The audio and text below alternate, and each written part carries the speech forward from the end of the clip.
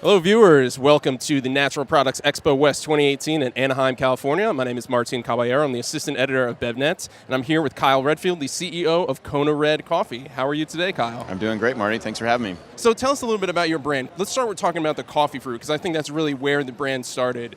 Could you tell us a little bit about what coffee fruit is and how you guys are integrating that into your portfolio? Yes, absolutely. And you're right. That is how our brand was started, was out of coffee fruit and out of the waste stream of the coffee industry in Hawaii. And our founder, Sean Roberts, who lives in Kauai and frequents over to Kona very often with the farmers there, was able to discover that the coffee fruit was being discarded and really thrown away as trash about 10 years ago. The company is actually in its 10th year right now, and that is how it was found, is taking coffee fruit out of the waste stream and creating different ingredients and products out of it. And that is still what we do a lot of and focus on, and coffee fruit is the largest untapped food source on planet Earth. Coffee is the #2 traded commodity on planet Earth behind oil, and therefore it's creating a huge waste stream. But the majority of people throughout the world don't know where coffee actually comes from. And it's a little red berry, and the bean is actually the seed. You take the seed out and roast it, and then the fruit is normally just discarded and thrown away. But it's really become a problem because it can start to degrade the soil and really be a problem for having that much trash laying around and going rancid, basically.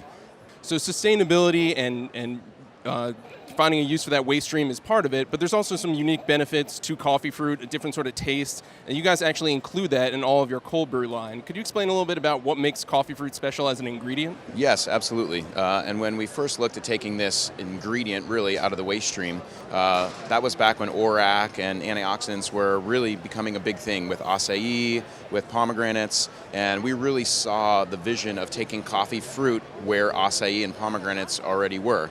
And it being the next really big superfruit. And it does have amazing antioxidant properties. There's still a lot of testing and studies that are being done on that.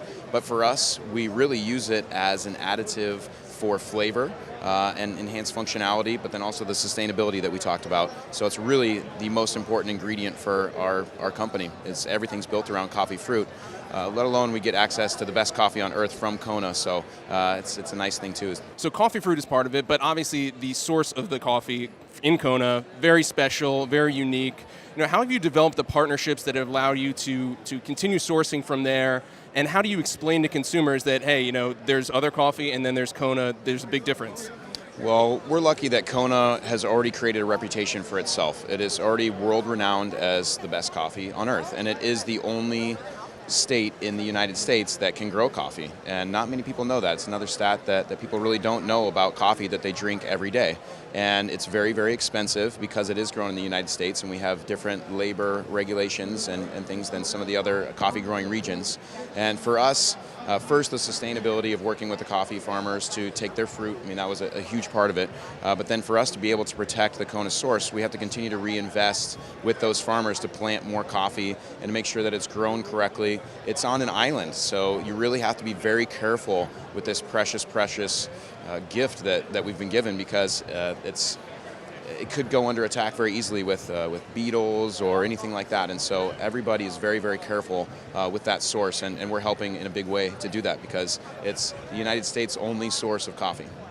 And tell us a little bit about the RTD line, because that's sort of mainly what we look at BevNet. How are you guys sort of, again, rolling that out and explaining to consumers in this really saturated market, the real difference and sort of communicating that to them? You're exactly right, and it goes back to our source of coffee, and Kona is the best coffee on earth, and that is what we are lucky enough to be able to use, and nobody else can do that, and nobody else in this crowded market is harnessing Kona coffee right now. And so, of course, we're doing cold brew, which is an amazing process to enjoy and do coffee in a different way than everybody has been typically used to. So we're doing all of those same things, but we have amazing ingredients on the front end that really set us apart. And so we're telling that story of sustainability and United States coffee in this crowded market space. And as you guys are growing, I know you recently had a partnership with LI Libations to help grow the company. Could you explain a little bit about sort of what that entails and sort of how we're going to see that impact over the next months and into 2018? Yeah, absolutely. I've been in the CPG space for about 7 years now, and so I've been taking products to shelf and really understood what it takes to get products to shelf. And so we formulated our products in order to be able to meet all of the requirements that are very, very tough in this retail environment, especially on shelf. with shelf life, flavor, packaging, all of those things were taken into consideration. So we really nailed it on all of those aspects, and we had great timing. We launched this product in February of 2016, and so we were one of the first brands to get onto the shelves, and we've never looked back ever since. And so our strategy really has been natural and grocery, and we partnered with Impact Group about 8 months ago, and they've helped considerably in just solidifying our shelf space and merchandising. It's been a big part of what we do.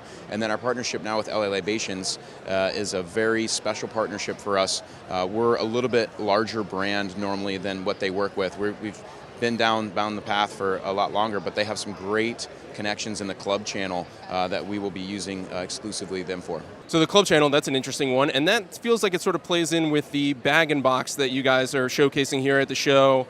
Could you tell us a little bit about that and sort of, where is that going to be positioned in retail? One of the ways that we like to attack the market is through packaging and unique packaging and being able to create the same award-winning experience in different packaging for our consumers. So the club shopper is a different shopper than who's shopping in natural or in grocery. And so we created a bag-in-a-box and took a play out of the playbook of the wine industry and boxed wine. There's some amazing packaging that they've been doing for a long time, and we created coffee in a box similar to wine in a box. Do you guys look towards, hey, is this going to work in Hawaii, then it might work in other places? Is that sort of a frame of reference for when you're sort of doing R&D and trying to figure out where to go next? Absolutely.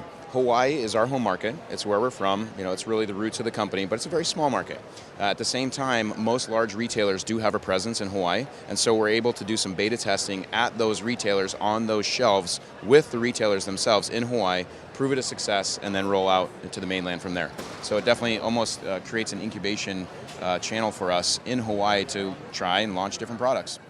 And we talked a little bit off camera about maybe some of the innovations that we might see coming. I'm not sure if you're ready to talk about it or not, but I'm going to ask you right now, what are some of the innovations that you guys are working on and what might be seeing in next year's show? Well, it all starts with coffee fruit. It's a very special ingredient that we're lucky enough to have the source of, and so we'll be doing some very fun things with coffee fruit and cascara in the coming months, but also look out for some new packaging from us in different ways of our award-winning coffee. Thank you so much for joining us, Kyle. Enjoy the rest of the show and appreciate your time. Thank you, Marty. Thanks for having me.